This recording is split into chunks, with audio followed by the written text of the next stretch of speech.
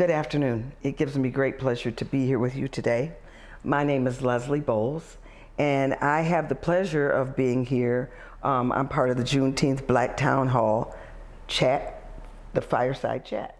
So I'm here today with Dr. Palmer, who I'm really excited about talking to you, Dr. Palmer. I'm excited about your business.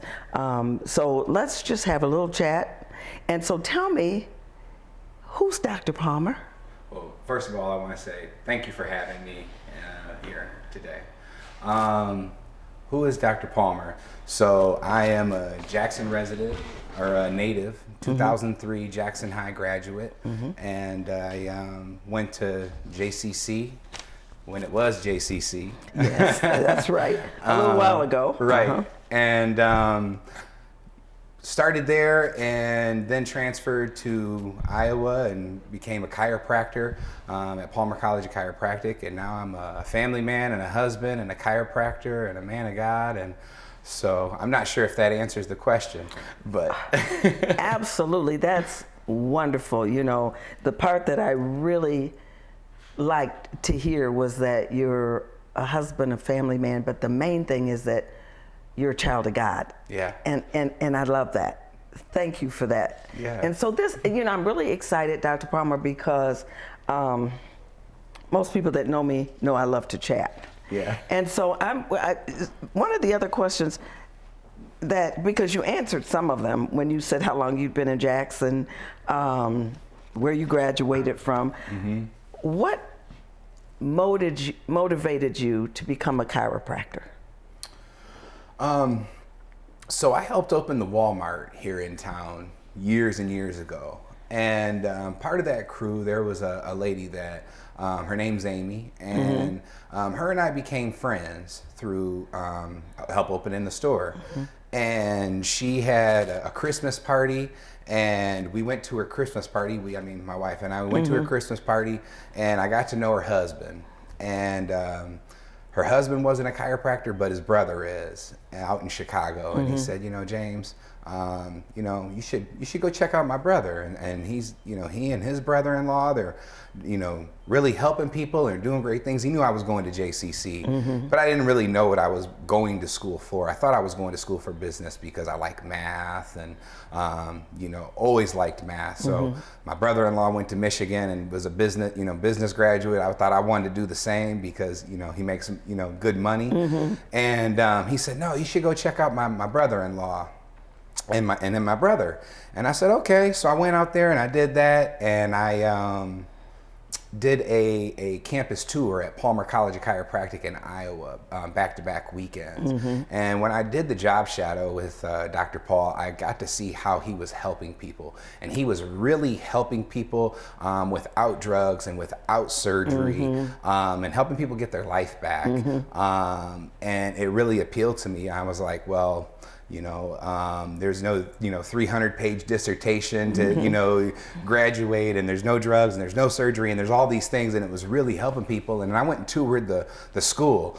And my last name is the same name as the college that I went to. I was going to say that. Yeah, Yes. and by coincidence, it's the very first chiropractic college in the world. Is that right? It is. And so when I went and toured, I always say that the staff there, they were cheating because they were, you know, they would hold the door, they would pass me, oh, Dr. Palmer, Dr. Palmer. And I'm like, I could get used to that. That's kind of cool. Right. And, you know, by the end of, you know, those 2 weekends, I had made my mind up that I wanted to be a chiropractor. And 6 months later, I was living in the Quad Cities. Oh, that's awesome. You know, going to school to become a chiropractor. You talked about how long you'd been at the business. Yeah, we've been here in Jackson about 1.5 years. Okay. August will be 2 years. Wow. I've been graduated in February. It was 8 years. And so I bounced around a little bit after graduation from Florida, where I worked in a scoliosis office, where we helped people avoid scoliosis surgery, as well as did family practice. So I helped the doctor there run the family practice side of things, while he mainly focused on the scoliosis side, but I did get to help him occasionally with that. Right. And then I moved to Illinois, where I worked in a very high volume office, and was the head adjusting doctor there for 4 years. And then we,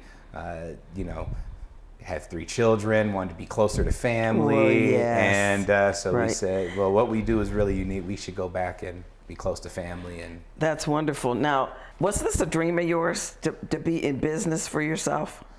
Not always. You know, the really unique thing that I didn't mention, from the time I was 5 years old, my mom had always told me I should become a chiropractor. Are you serious? I'm serious, but she never took me to one, so I never knew what they did or who they were, and it just kind of became this like theme.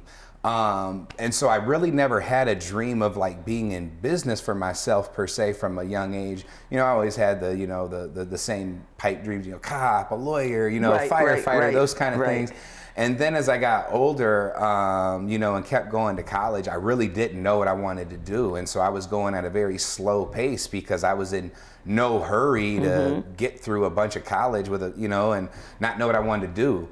And so then when I thought I was going to go to school for business, I started going towards that. And I thought I was going to, you know, do something where I was going to work for someone. Right. But then once I started going through chiropractic college and seeing how the nature of the business and how it goes, and it was at that point, once I had gotten to college and seen the profession, that was when I wanted to be in business for myself and be a clinical Wonderful. business owner. Now, did anyone reach out to you when you started your business, like the chamber or the DDA or anything like that? Did you go to them, or did they reach out to you?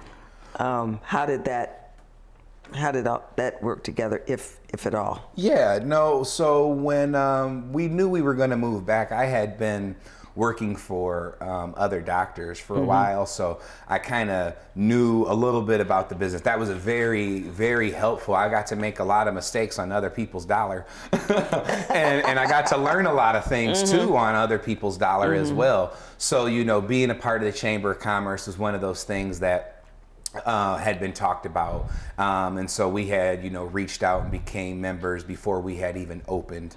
Okay. And so no, they didn't reach out because we had reached out to them because we were trying to lay a lot of you know, bridges or foundation down so that we could you know, have access to be in front of people from the get-go. Well, that was smart. You it was well thought out before you even came to Jackson, obviously. Yeah, we tried to cover our bases. Oh, that's awesome. That is awesome. And oftentimes, you know, because I was going to ask you, one of the next questions I was going to ask you, as an entrepreneur, as a African American business person, what would you like to share, you know, with young people who want to get started, who want to go in business for themselves, don't have an idea, don't have a clue what they want to do and how they want to do it? What would you say to them? For someone that doesn't know what they want to do, I would say I've been there, and I started with trying to find out what it was that I didn't want to do. And it was really weird looking back on it, because it was like I knew I didn't want to be like in a sales position, like, you know, like door to door or like car sales kind of thing. But then being in business for yourself, you're always selling. It doesn't matter, right? You know, so it was like I got into something that I kind of got tricked into what I didn't think I was getting into. Because, you know, when you interview, you have to sell yourself. Yeah. When you're interviewing for a job. 100%, you do. And so I didn't think I was a strong seller, so I didn't want to get into sales. But you know, so if you don't know what you want to do, start with what you know you don't want to do, right? And build on that. And then if there is something that you want to do, I'll be honest with you, this is what something I heard from TD Jakes in an interview that he did. If there's something you like to do, go towards that.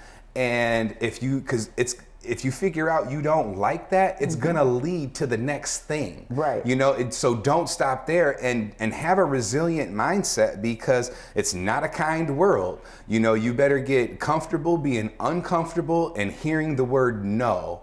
And it becomes a game of no. How many no's do I have to get through before I get to a yes? Right. And so when you look at it that way, it can, you know, become a little bit more of a game or a little bit more fun. But if you're still trying to find out what you want to do, you know, that can be a job of its own. But, you know, don't be afraid to Excuse me. seek out people, ask questions, and, lean on any of your connections. Because in this world, I think a lot of people are seeing it's not so much what you know, it's who you know. Absolutely. So you can have a degree in one thing and get a job in a totally different field because of someone you know, or, a different quality or a skill that you have. So it's just, about being resilient and not really wanting to accept excuses in my mind, and, do you believe in general that supporting Black businesses is truly important as a Black man and as a Black business owner? How important do you think that it should be? And the word's really not coming out correctly, but how important is it to support other Black businesses? I guess that's what I've been trying to say all along. Sure. I think it's very important to support Black business. We've, especially here in town, we've been at a disadvantage for a long time. I attended a luncheon with John Willis and the mayor, and they talked about how, with the redlining and how it had happened back in the 1930s, and how that was really when we became disadvantaged as a community. So I think it's very important to support Black business.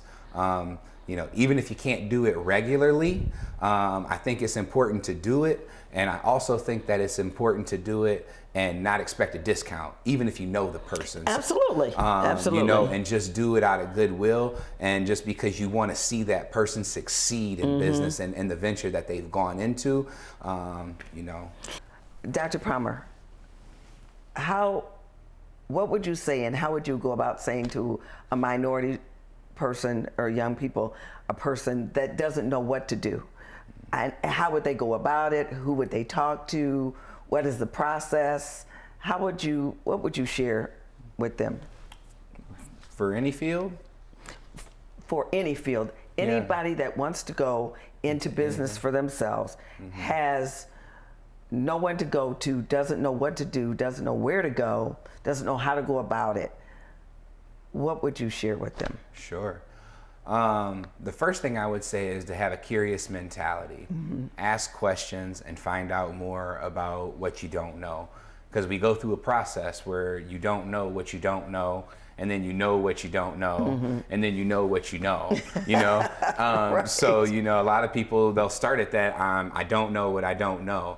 But most of us have a computer in our pocket, and you can get on Dr. Google and you can ask it anything. And right now is a really kind of very interesting time, because there are being a lot of jobs created and there's being jobs eliminated based on how our world is changing, especially with artificial intelligence and whatnot. Right. And so you can get on Google, ask it anything, and find out, what kind of jobs or what kind of fields are out there, and what kind of things that, or credentials or certificates or whatever you need to go into something. And as far as if it was somebody who wanted to get into the trades or do something that way, a lot of the times entrepreneurs are very approachable because they're blue collar workers. And so a lot of the times you can cold call, or you can email, or walk in the door and say, hi, I'm so-and-so, I'm James, and I'm really interested in becoming, a mason and doing masonry work, or I want to become a chiropractor. Like if someone was to come in or call or email and say, hey, can I job shadow you? 100%. We would figure out a schedule. They could follow me around. They could sit in, during treatments and ask questions and see patient flow and care, 100%. And I know a lot of, like I said, other entrepreneurs are the exact same way, because, they were once someone who, had the have-nots and had to pull themselves up from a bootstrap. It has been a pleasure. I have really enjoyed this. I have too. Thanks for having me. You are just an awesome man. I met you at the King Center when you were doing something for the backpack and back to school program, the backpack program. Yeah. My tongue. Another friend of mine. I thought you were awesome then. And so it's been a pleasure I thank you for accepting the invitation to be part of our Juneteenth program that we do, and our showcase, and how we showcase Black businesses in Jackson. I'm so grateful to you. I'm grateful that I met you. I thank God that I thought of you, and that you were willing to come and be a part of this. And I hope that we will have a forever friendship. Absolutely. I'm sorry that your lovely wife, Sarah, couldn't be here. Yeah. Hello, Sarah. Miss you. But your husband is covering for both of you. I'm just grateful to have this opportunity. Thank you so much. This, ladies and gentlemen, Dr. James Palmer.